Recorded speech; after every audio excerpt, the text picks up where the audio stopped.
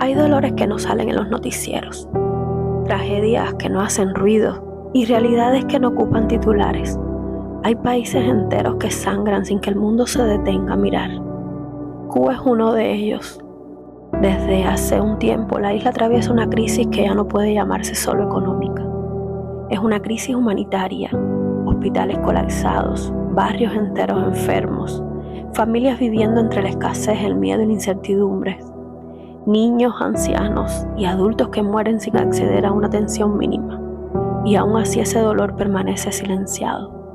¿Dónde están los derechos humanos cuando un país entero clama, aunque sea en silencio, por algo tan básico como sobrevivir? ¿Dónde están las instituciones que deberían velar por la vida y la dignidad?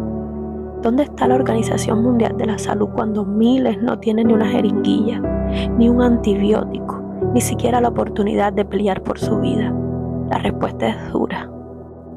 Nadie habla, o muchos deciden callar, porque hay quienes dicen que Cuba está bien, que en Cuba no falta nada, pero siempre desde un lugar de privilegio, desde la burbuja de quien tiene acceso, de quien recibe remesas, de quien puede pagar lo que otros jamás podrán. Esa mirada nunca refleja la realidad de la mayoría. Y aún así, hay algo más desconcertante, más doloroso.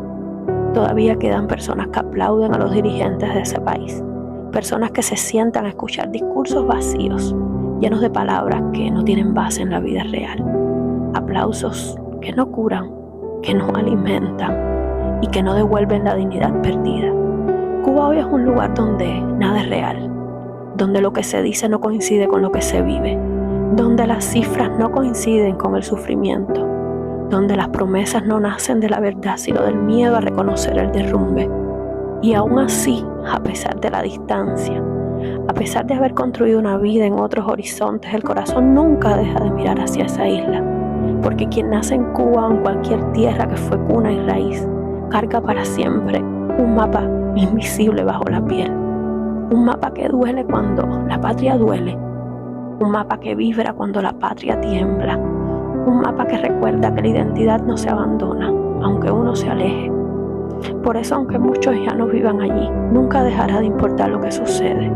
¿Cómo no va a importar el lugar donde comenzó la historia? ¿Cómo no va a doler la tierra que mordió la infancia, la voz y la esencia? ¿Cómo no va a sentirse la herida de un país que fue hogar, abrazo y origen? La mayoría humilde, la gente que vive de su trabajo, la que no tiene familia en el exterior ni negocios privilegiados, vive en condiciones que ningún ser humano debería normalizar, entre apagones interminables, hospitales sin recursos, alimentos que no alcanzan y una angustia que ya se volvió rutina.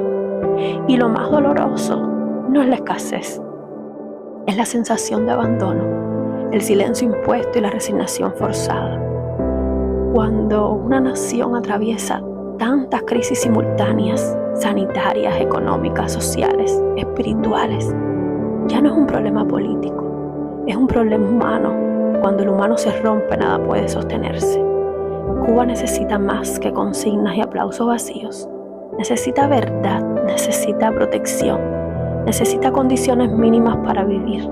Necesita que el mundo mire y deje de fingir que no pasa nada, porque sí pasa. Pasa todos los días. Y mientras el silencio continúa, un país entero sigue cayéndose a pedazos.